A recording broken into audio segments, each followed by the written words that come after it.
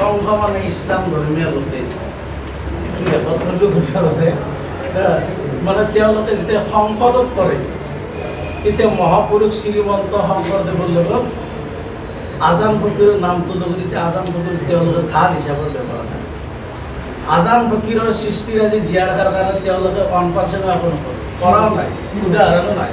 খালি আজান ফকীৰক তেওঁলোকে ঢাল হিচাপে ব্যৱহাৰ কৰে।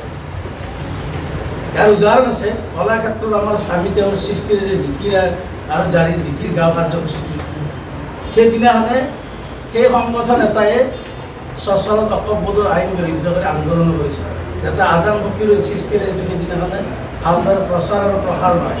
কিন্তু আপোনালোকৰ চেষ্টাত সেই সাংঘাতিক ধৰণে আপোনালোকে সেইটো প্ৰচাৰ কৰি দিয়ে। আচ্ছা, লোকপিয়ালত মানে আপোনাৰ যিখন আমি আমাৰ খবৰ অনুযায়ী তাত সেই ফৰ্মখন কেনেকৈ নাহে মুখ্যমন্ত্ৰীক আমি লগ কৰি কথাটো কৈছিলোঁ। ফৰ্মখন আহিব আপোনাৰ SC ST OBC জেনেৰেল, তো আমি জেনেৰেল অপশ্যনটো সুকীয়াকৈ আহিব লাগিব।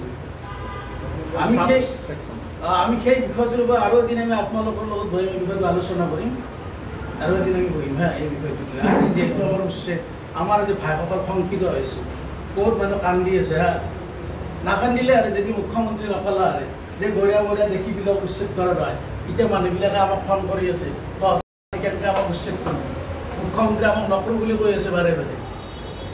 মই আপোনাক কৈ যাওঁ, হাজো দামপুৰ কি মানুহ আছে? হাজো দামপুৰ মই কাষতে গাওঁ, হাজো দামপুৰত কি মানুহ আছে?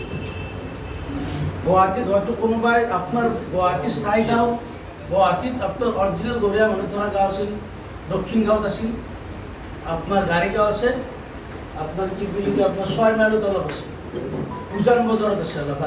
বাকী কোনোবা কোনোবা গাঁৱৰ লিংকে আছে, 7 গাঁৱৰ কোনোবা লিংক আছে। হয়তো গাঁৱৰ লিংকটো চালে গম পাব নহয় নলবাৰীৰ কোনখন গাঁও, নলবাৰীৰ কোনখন গাঁও, কামৰূপৰ কোনখন গাঁও, দৰঙৰ কোনখন গাঁৱৰ গাঁৱটো চালে ওলাই যাব নহয়। চিনক্তৰ অসুবিধা নাই। এতিয়া মই আপোনাক উদাহৰণ এখন গাঁও দিছোঁ, দামপুৰ, হাজো দামপুৰ। সকলোৱে জানে হাজো দামপুৰ কি গাঁও অসমৰ। जो आसाम का मुख्यमंत्री होता है, आसाम का जो इंडिजिनस दरिया मरिया देसी वो उच्छेद नहीं, जो अपना अभी जो उच्छेद हो रहा है उच्छेद नहीं करेगा। तो